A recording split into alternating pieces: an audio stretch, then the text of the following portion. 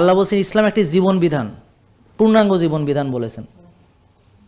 আল্লাহ পবিত্র কোরআনে বলেছেন তোমাদের দিনকে তোমাদের জন্য পূর্ণাঙ্গ করে দিলাম।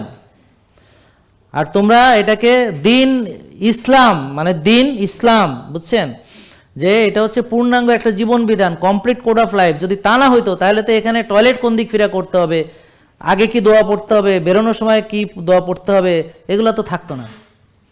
তাহলে তো হালাল তৈব খাবার আয়াত কোরআনে থাকতো না। তাহলে তো এই যে রাতকে আল্লাহ কেন দিয়েছেন, কখন ঘুমাইতে হবে, এই কথা তো আর কোরআনে থাকতো না। এটা তো রাসূল সাল্লাল্লাহু আলাইহি ওয়াসাল্লাম যখন খুশি ঘুমাইতেন।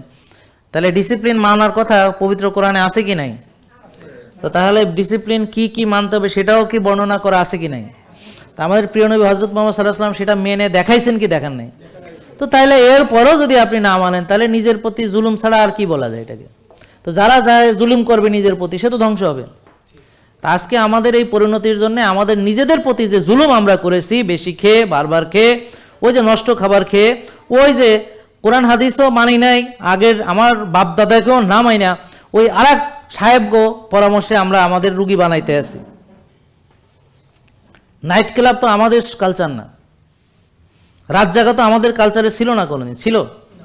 আমরা তো মানে অল্পতে তুষ্ট হইতাম, আমরা তো অল্পতে তুষ্ট হইতাম। আমরা তো কখনো মনে করেন যে এরকম মানে খাই খাই ভাব আসছিল না। গ্রামের লোক দেখা গেল যে বিরাট বিল্ডিং বানাইতে হবে, মেলা দামি দামি গাড়ি গুড়ি লাগবে, হ্যাঁ জেট প্লেন লাগবে, হেলিকপ্টার লাগবে, তো কখনোই কোনোদিন এরা ভাবেনি।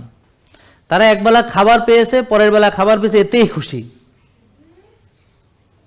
এ তো আমাদের পূর্বপুরুষরা নাকি? এখন আপনাদের তো পৃথিবী সব কিনে ফেলাইতে হবে তাও শান্তি হবে না। এবং যার যতই আছে তাতেও সে খুশি না, সে যেই হোক, সে যেই হোক। আমি এরকম অনেক রকম লোক দেখেছি, যার নাই তার তো নাই, আর যারা আছে সেও খুশি না। বুঝতে পারছেন? সেও খুশি না। এই জন্যে আমাদেরকে নিজেদের ভালো নিজেদেরকেই বুঝতে হবে। জেকে লাইফস্টাইল, ওষুধ মুক্ত সুস্থ জীবন।